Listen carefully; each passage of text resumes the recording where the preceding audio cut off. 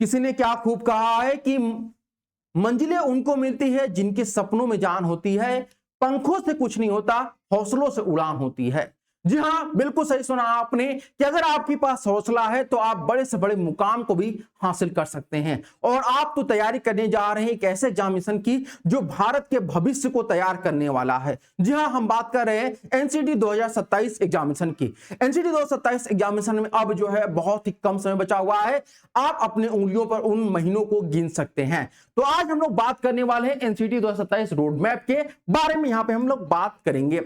बात करने से पहले आपको पता होना चाहिए कि एनसीटी 2027 का एग्जामिनेशन कब होने वाला है और फॉर्म कब तक आपको देखने को मिल जाएगा। तो इसका जो फॉर्म आपको देखने को मिलेगा वह आपको लास्ट वीक ऑफ जनवरी में देखने को मिल जाएगा भैया। यानी आप जनवरी महीने में ही आपको जो है वह एप्लीकेशन फॉर्म जो है वह आपको देखने को मिल जाएगा। ठीक है भैया, आया बात समझ में। अब यहां पर आपको एक चीज और बताना चाहते हैं कि आपका जो एग्जामिनेशन होगा वह अप्रैल में ही आपका होगा। यानी अब यहां पर आपके पास जो समय बच रहा है, अगर हम देखें यहां पर, तो ये समय आपका जो बच रहा है वह अगस्त से लेकर के मार्च के बीच में आपका समय बच रहा है। तो इस पूरे समय का हमें क्या रोड मैप होना चाहिए वही हम आपको यहां पर डिस्कस करेंगे। एक बात यहां पे आप ध्यान रखिएगा कि अगर हमें किसी मंजिल तक पहुंचना है, किसी अपने मतलब डेस्टिनेशन तक पहुंचना है, तो हमें पता होना चाहिए कि हम किस रास्ते से उस वहां तक पहुंच सकते हैं। तो हमें रास्ता मालूम होना चाहिए।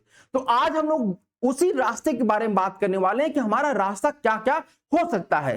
तो आपके जो मंजिल है, जो ड्रीम यूनिवर्सिटी है, उन तक पहुंचने के लिए आपका जो रास्ता होकर जाता है वह आपके सिलेबस से होकर के जाता है, क्योंकि यही सिलेबस आपको IIT, NIT, RI, DU, BHU जैसे बड़े बड़े इंस्टीट्यूशन से जो है आपको ITP BA BEd, ITP BSc BEd, BCom BEd जैसे कोर्सेज करने का अपॉर्चुनिटी पैदा करता है।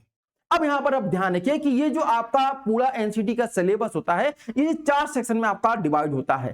पहला जो सेक्शन होता है उसको हम लैंग्वेज कहते हैं। इस लैंग्वेज में अगर हम बात करते हैं यहां पर आपको 38 ऑप्शंस मिलते हैं, लेकिन आपको 2 लैंग्वेज चूज करना होता है। 2 लैंग्वेज आप चाहे तो हिंदी और इंग्लिश दोनों ही चूज कर सकते हैं, या फिर हिंदी चूज कर सकते हैं, इंग्लिश चूज कर सकते हैं।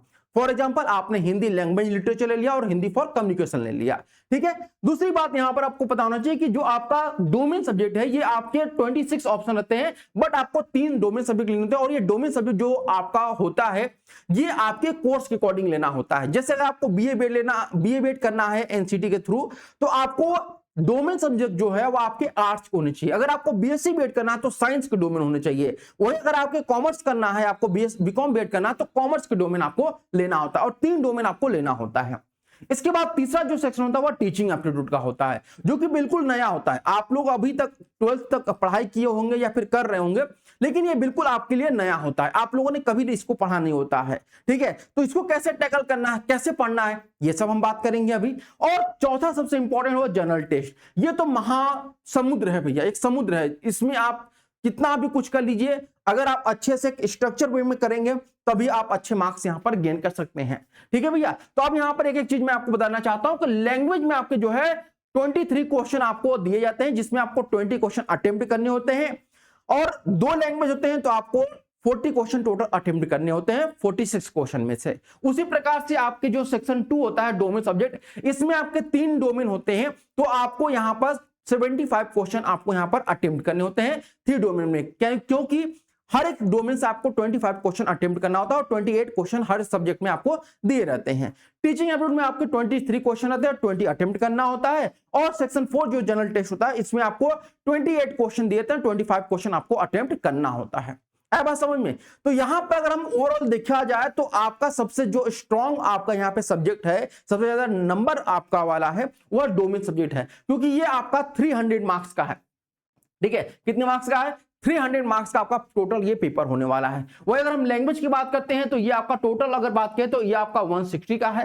टीचिंग एप्टीट्यूड जो है वह 80 मार्क्स का है। जनरल टेस्ट जो है आपका है भैया वह 100 मार्क्स का है।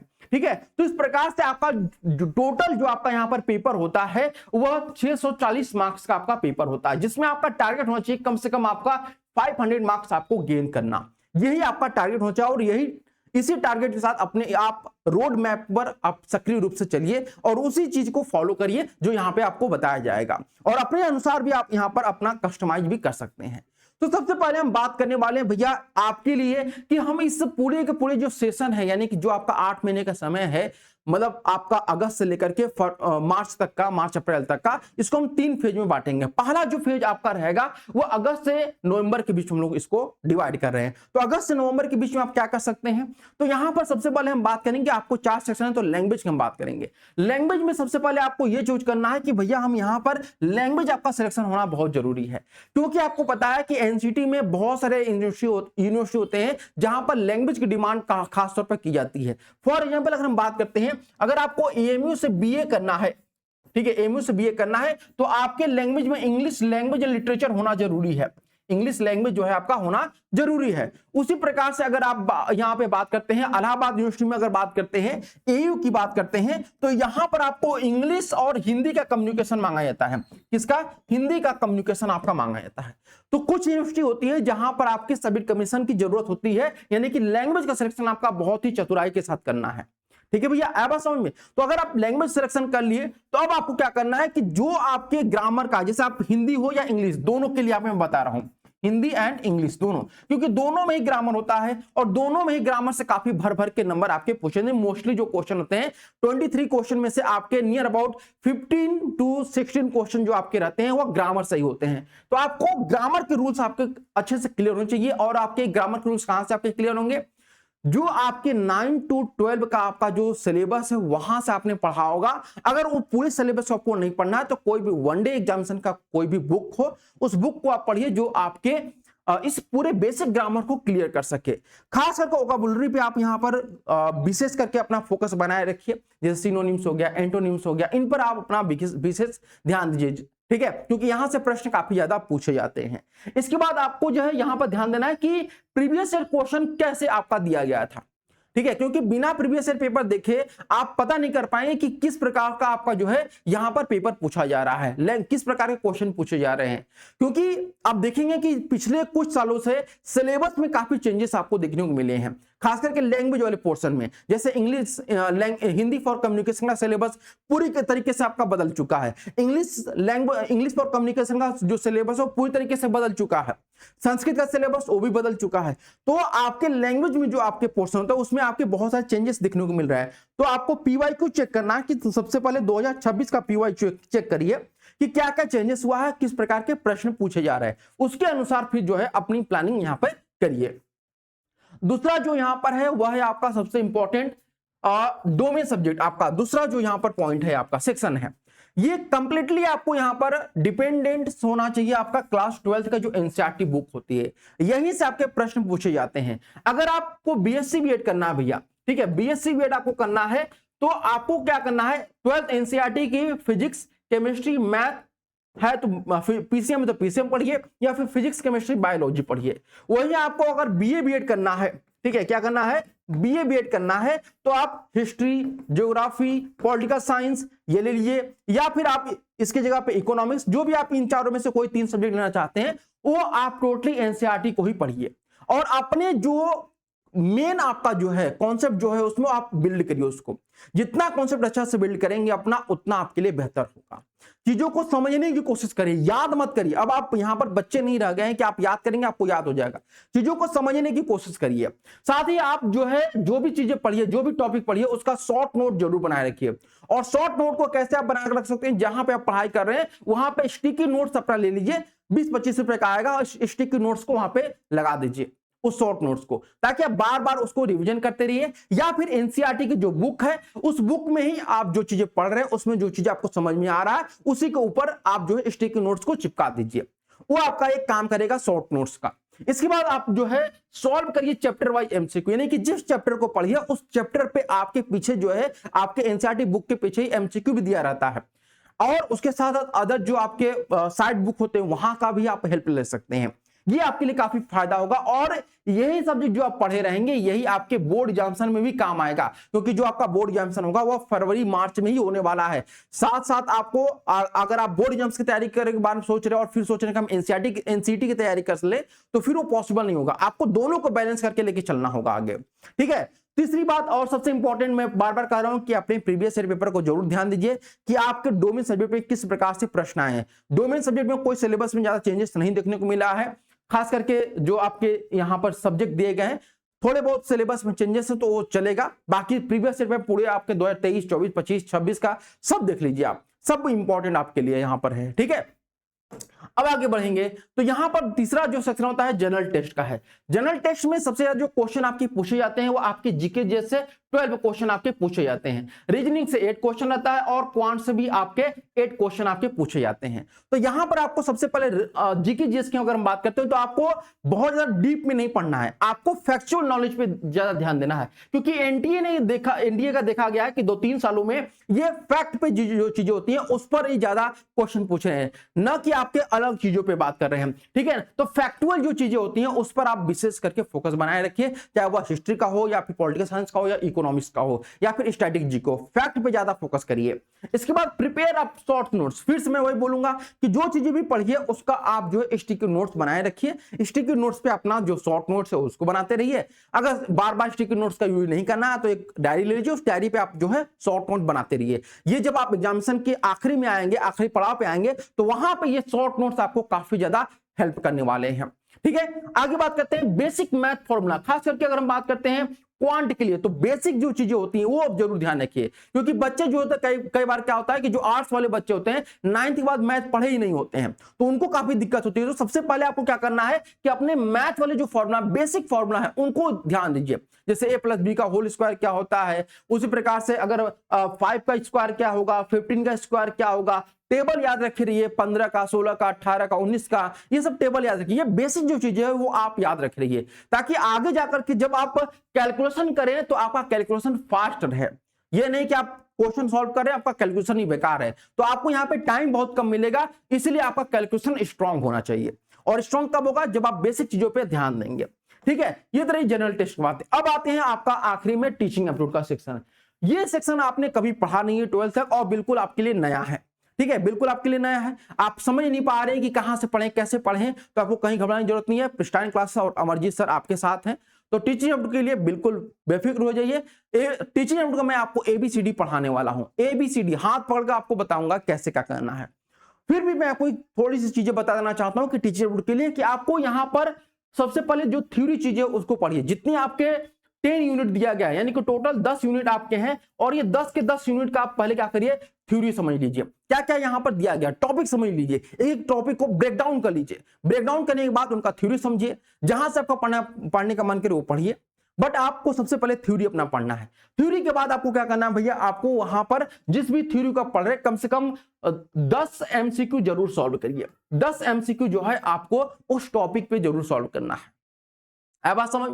तो ये चीजें। इसके बाद जैसे आपने पढ़ लिया NEP के बारे में, NEP 2020 को आपने पढ़ा, अब इस पर आपको 10 क्वेश्चन एटलीस्ट जरूर सॉल्व करना है। ठीक है, अब बात करते हैं try to understand topic. Teaching aptitude एक ऐसा सब्जेक्ट है जो कि आपको फैक्ट पे नहीं ज्यादा डिपेंड होता है, आपको थ्योरेटिकल चीजों पर ज्यादा नहीं डिपेंड करना आता है।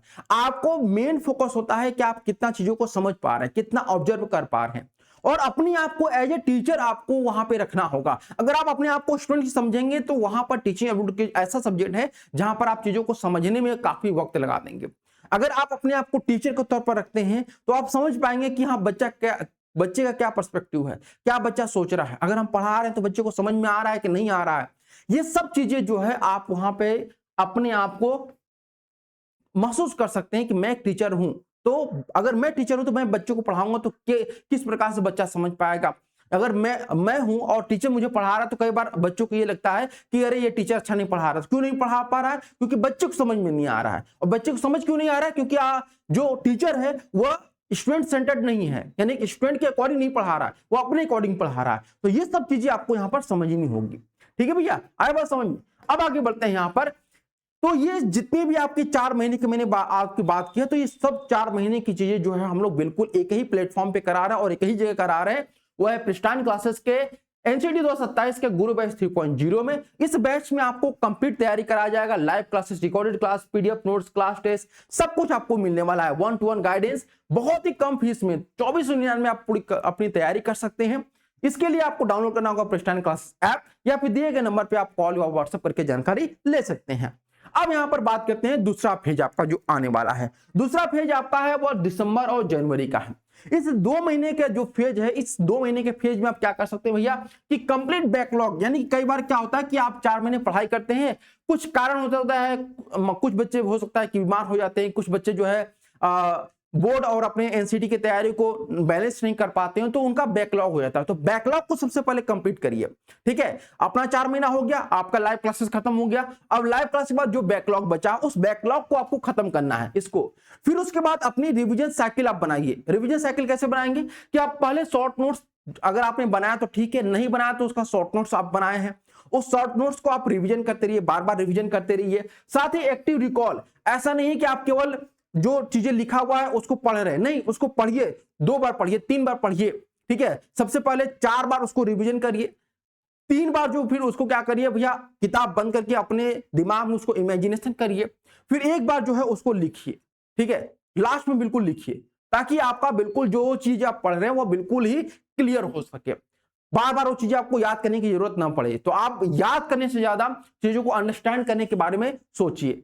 और एरर एनालिसिस, कहां पे आपकी गलती हो रही है, कहां पे आप समझ नहीं पा रहे चीजों को, उस एरर एनालिसिस करिए। एरर एनालिसिस अगर आपको नहीं समझ पा रहा है तो आप जो मेंटोर आपके पास है, जो गाइड, जो टीचर है, उनसे बात करिए, उनसे समझिए कि कैसे करना है, वो सब चीजें वो लोग को बता सकते हैं। क्योंकि प्रॉब्लम जो है जितना शेयर करेंगे उतना ही सॉल्यूशन अलग अलग लोगों से आपको मिलेगा। इसके बाद है पीवाईक्यू डिटेल्स एनालिसिस। अब टाइम आ गया है कि जितने भी पीवाईक्यू आपके हैं, चाहे वो लैंग्वेज के हो, डोमेन के हो, या फिर आपके जो भी हैं टीचर के, उसका आपको विथ ऑप्शन आपको क्या करना होगा, पेपर को एनालिसिस करना होगा, ताकि आप बिल्कुल क्लियरली जो है समझ सके कि पेपर में आखिर पूछना क्या चाहता है और क्या पेपर में आने की संभावना है। ये सब चीजें तभी आपकी पॉसिबल है जब आप उसका डिटेल एनालिसिस करेंगे।